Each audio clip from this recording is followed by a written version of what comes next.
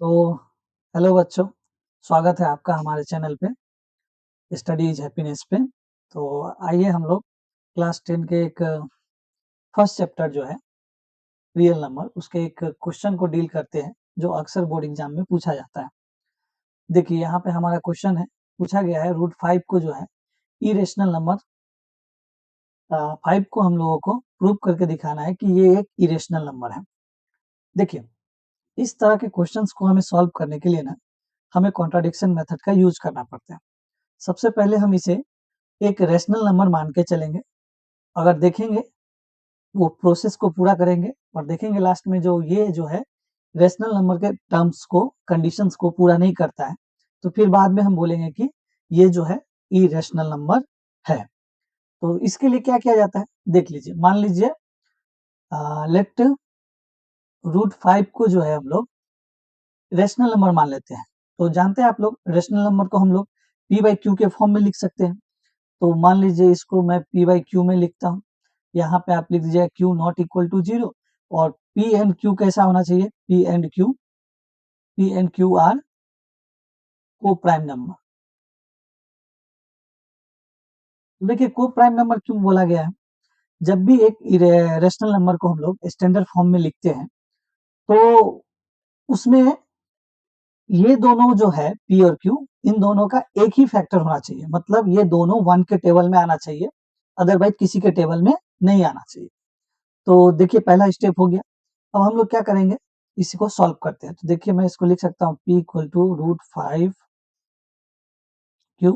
अब दोनों तरफ स्क्वायरिंग कर दीजिए, तो ये क्या हो जाएगा, p square equal to 5 q square. ये हो गया। तो देखिए एक बात समझिए, ये क्या लिखा हुआ है। मान लीजिए हम लोग 8 को ऐसे लिख सकते हैं 4 इंटू 2, सॉरी। तो देखिए ये 8 जो है ना 4 से डिविजिबल है, तो ये 4 इंटू समथिंग लिखा हुआ है। हम लोग इसको लिख सकते हैं 4 इंटू समथिंग। जब भी मिले तो आप समझ जाइएगा ये जो नंबर है ये 4 से डिविजिबल है। तो यहाँ पर देखिए ये 5 लिखा है, 5 इंटू समथिंग। तो यहाँ से बोल सकते हैं P square is divisible bye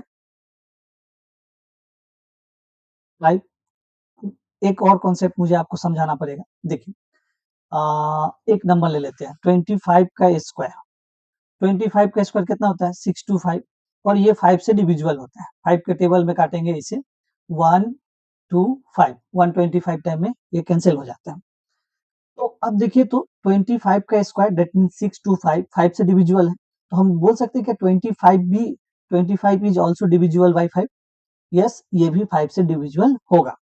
तो यहाँ पे भी वही कॉन्सेप्ट है, देख लीजिए पी स्क्वायर डिविजिबल बाई 5 है, तो हम बोल सकते हैं पी इज डिविजिबल बाई 5,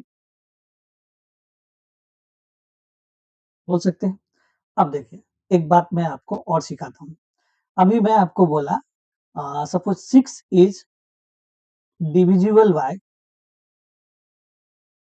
3। तो आप 6 को कैसे लिख सकते हैं, 6 को लिख सकते हैं 3 इंटू समथिंग, दैट मीन्स यहाँ पे तो 2 होगा। समझ में आ रहा है। तो अगर ये नंबर इससे डिविजिबल है तो ये 3 पक्का इसका एक फैक्टर होगा। तो यहाँ पे देखिए 5 p जो है डिविजिबल बाय 5 है, तो हम लोग क्या लिख सकते हैं, p को लिख सकते हैं 5 इंटू एनी कॉन्स्टेंट, कुछ भी आप लिख लीजिए। तो यहाँ पे हम c मान लेते हैं। ओके। अब देखिए यहाँ पे अगेन हम लोग एक काम करते हैं।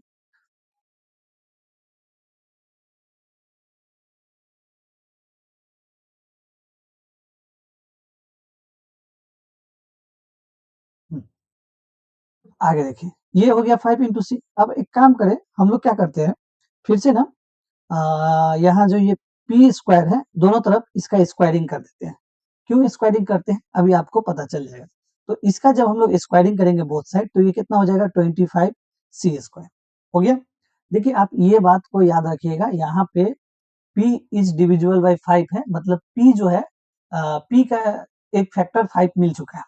अब देखिए पी स्क्वायर को यहाँ से देखिए तो आप क्या लिख सकते हैं, 5q स्क्वायर लिख सकते हैं। देखिए तो ये इक्वेशन को, इक्वेशन 1 से, तो यहाँ से क्या लिख सकते हैं 5q स्क्वायर लिख सकते हैं, और ये 25 सी स्क्वायर है। अब ये इसे कैंसिल करें तो कैंसिल करेंगे तो q square is equal to कितना हो जाएगा 5 सी स्क्वायर। अब देखिए again q square 5 into something है, तो क्या बोल सकते हैं q square is divisible bye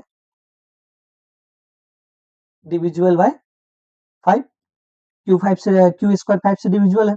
इसका मतलब क्या होगा, क्यू क्या होगा, क्यू इज डिविजिबल बाय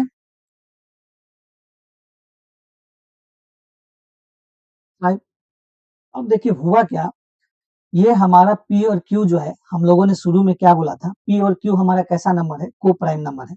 मतलब P एंड Q जो है सिर्फ 1 के टेबल में आना चाहिए, मतलब उनका उन दोनों का एक ही फैक्टर होना चाहिए था और वो फैक्टर होना चाहिए था 1। आपने अभी यहाँ पे दिखाया P भी 5 से डिविजिबल है और Q भी 5 से डिविजिबल है, मतलब हम लोगों ने जो माना था वो गलत प्रूफ हो गया। तो कॉन्ट्रडिक्शन मेथड से क्या बोलेंगे कि हमारा पी बाई क्यू जो है वो को प्राइम नहीं है, वो दोनों का दोनों 5 से क्या है, डिविजिबल है। इसीलिए जो हम लोगों ने माना था इसे कि ये एक रेशनल नंबर है, ये एक रेशनल नंबर नहीं होगा और ये क्या हो जाएगा, इरेशनल नंबर होगा। लास्ट में आपको इतना स्टेटमेंट में लिखना पड़ेगा कि p and q both are the divisible by 5, so our assumption is wrong, so root 5 is a irrational number. इस तरह से आपको इस क्वेश्चन को सॉल्व करना है। आई होप आपको अच्छा लगा होगा, पसंद आया होगा। अगर आपको अच्छा लगता है तो प्लीज हमारे चैनल को लाइक करें और सब्सक्राइब करें। Thank you.